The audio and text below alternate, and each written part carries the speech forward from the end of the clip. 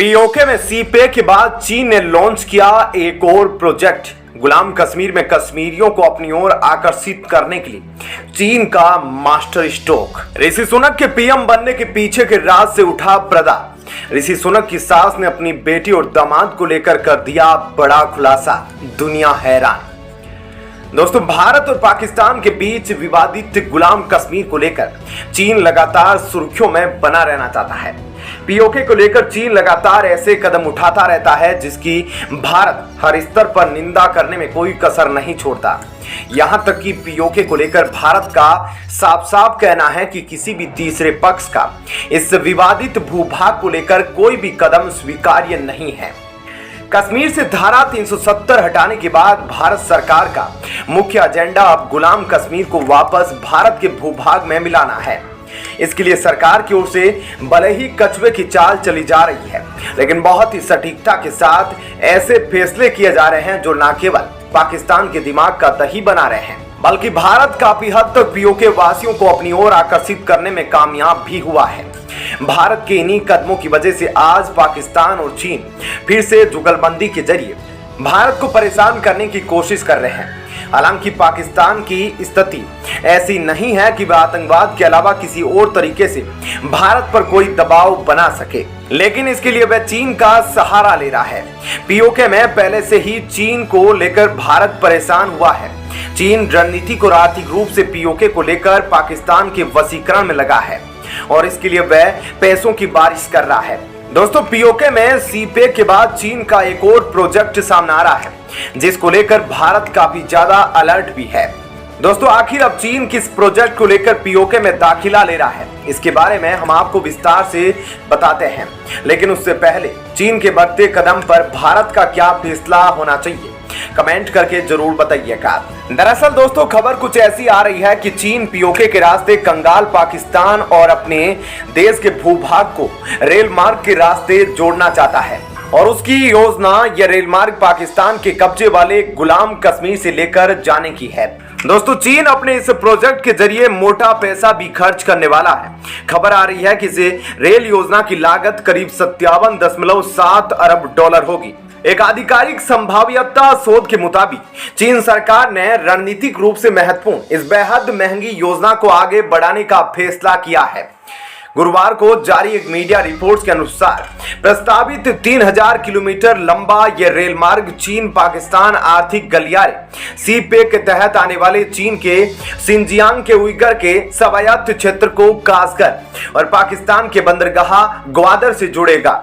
चीन के सरकारी रेलवे के पहले सर्वे में यह बताया गया है। वहीं दोस्तों, हांगकांग स्थित साउथ चाइना मॉर्निंग पोस्ट की रिपोर्ट के मुताबिक कैपिटल ऑपरेशंस के उप निदेशक झांग लिंग के नेतृत्व में इंस्टीट्यूट ग्रुप कंपनी लिमिटेड की टीम ने अपने अध्ययन में कहा कि अगर परियोजना शुरू की जाती है तो यह BRI का सबसे महंगा परिवहन ढांचा होगा। दोस्तों, यह इंस्टीट्यूट चीन में अपनी तरह का सबसे बड़ा संस्थान है और इंडोनेशिया की Jakarta Bandung high speed rail line समेत घरेलू और अंतर्राष्ट्रीय स्तर पर कई प्रमुख रेलवे परियोजना में शामिल रहा है। आपको बता दें कि भारत पहले से ही गुलाम कश्मीर से गुजरने के कारण चीन के 60 अरब डॉलर के सीपे गलियारे का विरोध कर रहा है। चीन के पाकिस्तान पर बढ़ते अरबों डॉलर के कर्ज के बीच चीन पाकिस्तानी सीमा के अंदर अपनी परियोजना की तादाद को भी बढ़ाता जा रहा है। आपको बता दें कि गंभीर आर्थिक संकट से जूझ रहे पाकिस्तान को चीन कर्ज के बोझ तले दबाता जा रहा है।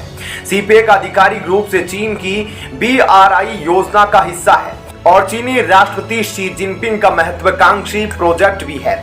ऐसे में दोस्तों, सीपेक के साथ साथ इस नए प्रोजेक्ट को लेकर आपका क्या कहना है, कमेंट सेक्शन में जरूर बताइएगा। चलिए, अब यह तो थी पहली खबर, अब आइए दूसरी खबर के बारे में भी जान लेते हैं।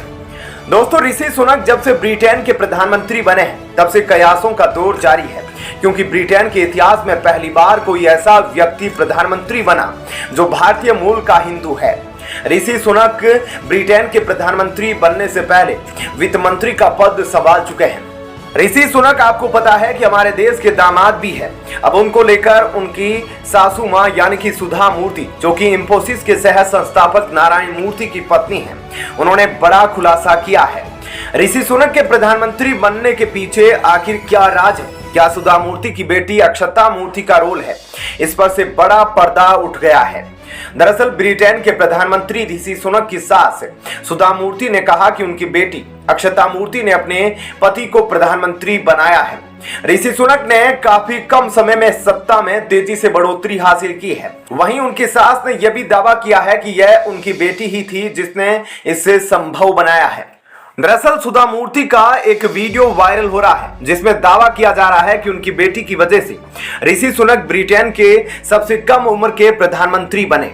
वीडियो में सुधा को यह कहते सुना जा सकता है कि मैंने अपने पति को बिजनेसमैन बनाया, मेरी बेटी ने अपने पति को यूके का प्रधानमंत्री बनाया।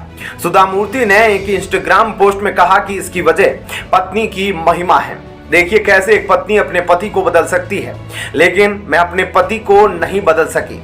मैंने अपने पति को बिजनेसमैन बनाया और मेरी बेटी ने अपने पति को प्रधानमंत्री बनाया। ऋषि सुनक ने 2009 में अक्षता मूर्ति से शादी की और आने वाले वर्षों में प्रधानमंत्री ने सत्ता में तेजी से बढ़ोतरी हासिल की है। दुनिया के लगभग सबसे धनी अरबपतियों में से एक की बेटी और लगभग 730 मिलियन पाउंड की मालकिन अक्षता मूर्ति एक प्रभावशाली महिला है। उनके माता पिता जो भारत से हैं और अरबों की टेक कंपनी के मालिक हैं, सुर्खियों से बाहर रहते हैं। अक्षता मूर्ति के पिता नारायण मूर्ति भारत के सबसे अमीर व्यक्तियों में से एक है और इंफोसिस टेक कंपनी के संस्थापक हैं। आपको बता दें कि सुनक 42 साल की उम्र में इतिहास में यूके के सबसे कम उम्र के प्रधानमंत्री होने के साथ साथ सांसद भी है जो सिर्फ 7 साल में प्रधानमंत्री बने। मूर्ति वीडियो में यह बोलती है कि कैसे उनकी बेटी ने प्रधानमंत्री के जीवन को अन्य तरीकों से प्रभावित किया है, विशेष रूप से उनके आहार को। वह कहती है कि मूर्ति परिवार लंबे समय से हर गुरुवार को उपवास रखने की परंपरा का पालन करता आया है। सुधा ने बताया, हाँ, गुरुवार को क्या शुरू करना चाहिए, उन्होंने गुरुवार को इंफोसिस शुरू किया। इतना ही नहीं बल्कि हमारे दामाद जिन्होंने हमारी बेटी से शादी की अपने पूर्वजों के समय से इंग्लैंड में 150 साल से हैं, लेकिन वे बहुत धार्मिक हैं। शादी करने के बाद उन्होंने पूछा कि आप गुरुवार को कुछ भी क्यों करते हैं। उन्होंने कहा कि हम राघवेंद्र स्वामी के पास जाएंगे, वे हर गुरुवार को व्रत रखते हैं। हमारे दामाद की माँ हर सोमवार को व्रत रखती है, लेकिन हमारे दामाद गुरुवार को व्रत रखते हैं। ऐसे में क्या कहना है आपका इस खबर पर, जरूर बताएं। धन्यवाद। जय हिंद।